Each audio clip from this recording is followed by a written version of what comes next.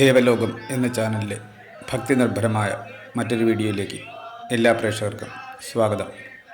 ഇന്നത്തെ വീഡിയോ തിരുവനന്തപുരം അവനമഞ്ചേരി ബ്രാഹ്മണ ഗ്രാമ സമുദായത്തിലെ മഹാരുദ്രയജ്ഞവും വസവർധാര ഹോമവുമാണ്.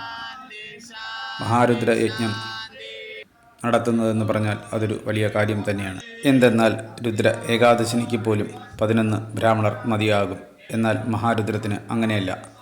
1,00,000 മുകളിൽ രുദ്രം ആവൃത്തി വരേണ്ടതാണ്. അതിനാൽ ഏകദേശം 130 മുകളിൽ ബ്രാഹ്മണർ ആവശ്യമായി വരുന്നു. അതിനാൽ കേരളത്തിൽ നിന്നും തമിഴ്നാട്ടിൽ നിന്നും മറ്റു വിവിധ പ്രദേശങ്ങളിൽ നിന്നും എല്ലാവരും ഇവിടെ കൂടി ഒത്തുചേർന്നിട്ടാണ് മഹാരുദ്രയജ്ഞം ആരംഭിക്കുന്നത്. 3 ദിവസങ്ങളിലായിട്ടാണ് ഈ രുദ്രജപവും വേദപാരായണവും ശാസ്താപ്രീതിയുമെല്ലാം നടക്കുന്നത്. ആദ്യത്തെ 2 ദിവസമാണ് മഹാരുദ്രയജ്ഞവും വേദപാരായണവും നടക്കുന്നത്. ആദ്യ ദിനം രാവിലെ തൈത്തിരീയ ഉപനിഷത്ത് പാരായണം, അത് 4 പ്രശ്നങ്ങളും ഉൾപ്പെടുത്തി നടത്തുന്നു. അതിനുശേഷം വൈകുന്നേരത്ത് വീണ്ടും ദീപാരാധനയ്ക്ക് ശേഷം അശ്വമേധ പ്രശ്നപാരായണവും രുദ്രക്രമാർച്ചനയും സൂക്തപാരായണങ്ങളും എല്ലാം ഉൾപ്പെടുത്തി ഒരു ജപം ചെയ്യുന്നു. അതിനുശേഷമാണ് അടുത്ത 2ാമത്തെ ദിവസം മഹാരുദ്രത്തിലേക്ക് കടക്കുന്നത്. അത് അത്രയും പുണ്യം ചെയ്തവർക്ക് മാത്രമേ ആ മഹാരുദ്രത്തിൽ പങ്കെടുക്കാനും അതിൽ ജപിക്കുവാനും അതിൽ നിന്നുള്ള അനുഗ്രഹം നേടിയെടുക്കുവാനും സാധിക്കുകയുള്ളൂ. അതിന് ഒരു ഭാഗ്യം എനിക്കും ലഭിച്ചു എന്നതിന് ഞാൻ ഭഗവാനോട് നന്ദി പറയുന്നു. വേദപാരായണം ശ്രവിച്ചോളൂ. അത് നിങ്ങൾക്കും നിങ്ങളുടെ കുടുംബത്തിനും ഐശ്വര്യമുണ്ടാക്കും. 130-ൽ പരം വേദപണ്ഡിതന്മാർ കേരളത്തിൽ നിന്നും തമിഴ്നാട്ടിൽ നിന്നും ചെന്നൈയിൽ നിന്നുമൊക്കെ എത്തിയവരാണ് ഇവിടെ വേദപാരായണത്തിന് വന്നിട്ടുള്ളത്. ഇനി 2ാം ദിവസമായ മഹാരുദ്ര യജ്ഞ ദിവസത്തെ കാഴ്ചകളാണ്. രാവിലെ 4:30 മണിക്ക് തന്നെ വേദപണ്ഡിതന്മാർ കുളിച്ച് പുതിയ വസ്ത്രം ധരിച്ച് പൂർണ്ണകുംഭം സ്വീകരിച്ച ശേഷം യജ്ഞ മണ്ഡപത്തിലേക്ക് ആനയിക്കുകയാണ്. ആദ്യം ഗുരുവന്ദനത്തോടു കൂടിയാണ് ആരംഭം. ഗുരുവന്ദന മന്ത്രം കേട്ടോളൂ.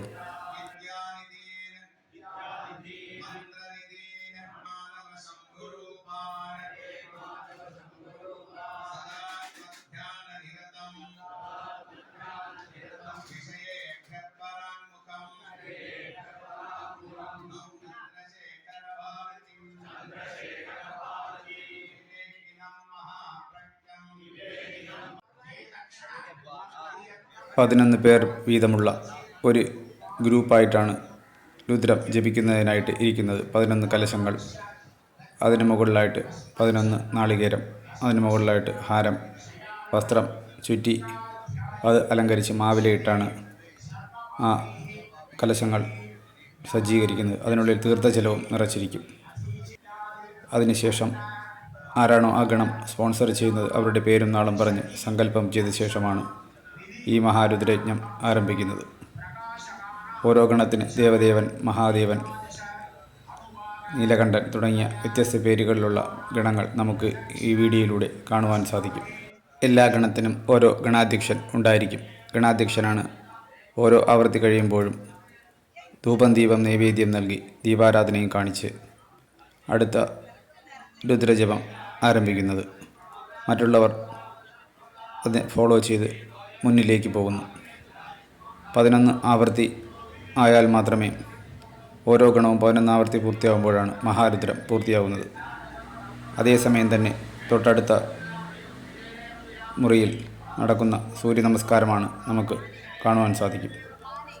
സൂര്യനെ പ്രാർത്ഥിക്കുക എന്ന് പറയുന്നത് നമ്മുടെ കാണപ്പെട്ട പ്രപഞ്ച ദൈവമാണ് സൂര്യൻ. സൂര്യനെയും ചന്ദ്രനെയുമൊക്കെ നമ്മൾ ആരാധിച്ചു പോരുന്നു. അപ്പോൾ അതിനായിട്ട് വേറെ 9 ബ്രാഹ്മണർ സൂര്യ നമസ്കാരം ചെയ്യുന്നത് നമുക്ക് കാണുവാൻ സാധിക്കും. അതിൻ്റെ മന്ത്രോച്ചാരണങ്ങളും ഇവിടെ മഹാരുദ്രയജ്ഞത്തോടു കൂടി തന്നെ ഇതും നടന്നു വരുന്നു. ഇതും അത്യപൂർവമായ ഒരു കാഴ്ചകളിലൊന്ന് തന്നെയാണ്. എത്രയോ വർഷങ്ങളിലൊരിക്കൽ മാത്രമേ ഇങ്ങനെയൊക്കെ നമുക്ക് കാണുവാൻ സാധിക്കുകയുള്ളൂ. സൂര്യ നമസ്കാരത്തിന് ശേഷം ആ മണ്ഡപത്തിൽ വന്ന് നമസ്കരിക്കുന്ന ഒരു സ്ത്രീയെയും നമുക്ക് കാണുവാൻ സാധിക്കും. അവർക്കും അവരുടെ കുടുംബത്തിനും ഐശ്വര്യത്തിനു വേണ്ടി തമിഴ് ആചാരപ്രകാരമുള്ള 18 മുഴം പുടവ ധരിച്ചാണ് അവർ ഇങ്ങനെയുള്ള ചടങ്ങുകളിലൊക്കെ പങ്കെടുക്കാറുള്ളത്. തമിഴ് ബ്രാഹ്മണ ആചാരപ്രകാരം കല്യാണം കഴിഞ്ഞ സ്ത്രീയായാലും പുരുഷനായാലും ദൈവിക ചടങ്ങുകൾ പങ്കെടുക്കുമ്പോൾ സ്ത്രീയായാൽ പുടവയും പുരുഷനായാൽ പഞ്ചകച്ചം ധരിച്ച് മാത്രമേ ഇങ്ങനെയുള്ള ചടങ്ങുകളിൽ പങ്കെടുക്കുകയുള്ളൂ. അതിൽ നിന്ന് തന്നെ അവരെ നമുക്ക് ഐഡൻറ്റിഫൈ ചെയ്യാൻ സാധിക്കും. ഈ മഹാരുദ്രയജ്ഞത്തിന് നേതൃത്വം നൽകിയത് വാഞ്ചീശ്വരൻ അയ്യരുടെ മുഖ്യ കാർമ്മികത്വത്തിലാണ്. കൂടാതെ അദ്ദേഹത്തിൻ്റെ പ്രത്യേക ക്ഷണപ്രകാരം ചെന്നൈയിൽ നിന്ന് എത്തിയ രവിശങ്കർ, വെങ്കിട്ടരാമൻ സാർ എന്നിവരും ഈ രുദ്ര മഹായജ്ഞം ഒരു വലിയ വിജയമാക്കി തീർക്കാൻ അകമഴിഞ്ഞ് അവർ പ്രാർത്ഥിക്കുകയും അവരുടേതായിട്ടുള്ള പൂജകളും ജപങ്ങളും ധ്യാനങ്ങളും അർപ്പിക്കുകയും ചെയ്തു. ഇനി അടുത്തത് രുദ്രഹോമമാണ്. 11 ബ്രാഹ്മണർ രുദ്രവും ചമകവും ജപിച്ച് രുദ്രഹോമം നടത്തുന്നു. ഇതും മഹാരുദ്രയജ്ഞവും ഒരേ മണ്ഡപത്തിനുള്ളിൽ തന്നെയാണ് നടക്കുന്നത്.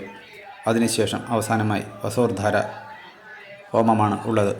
അത് അഗ്നിയിലേക്ക് നെയ്യൊഴുക്കി ചമക മന്ത്രം മുഴുവനായും ജപിച്ച് ഭഗവാനെ അഗ്നിയിലേക്ക് ആവാഹിച്ച് ശിവഭഗവാനെ തൃപ്തിപ്പെടുത്തുന്നു. അതോടുകൂടി ഈ മഹാരുദ്രയജ്ഞ ചടങ്ങ് അവസാനിക്കുന്നു. രുദ്രജപ പാരായണം കേട്ടോളൂ, അത് സർവൈശ്വര്യങ്ങളും ഉണ്ടാക്കും.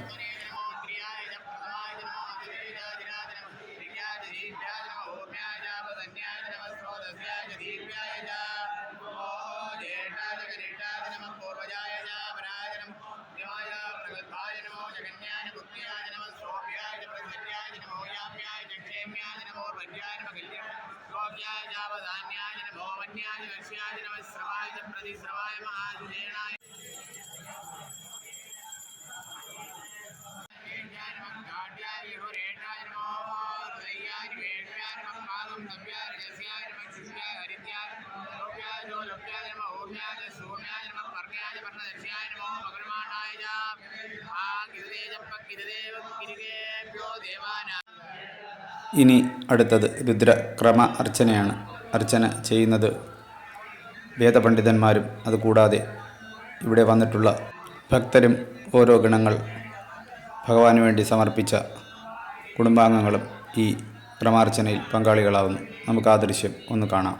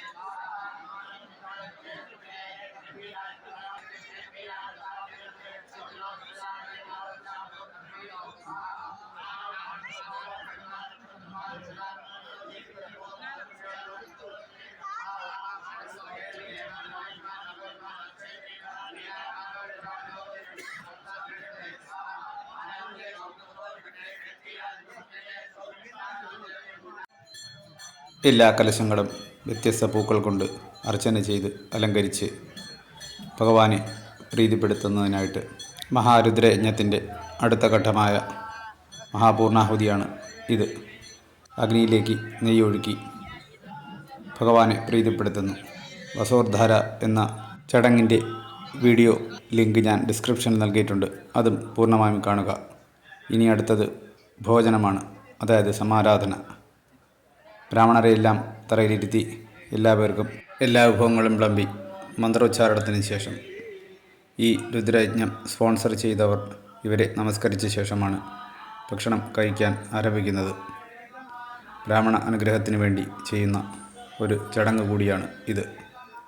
വേദപണ്ഡിതന്മാരുടെ അനുഗ്രഹം കിട്ടുക എന്നത് അത്ര എളുപ്പമുള്ള കാര്യമല്ല.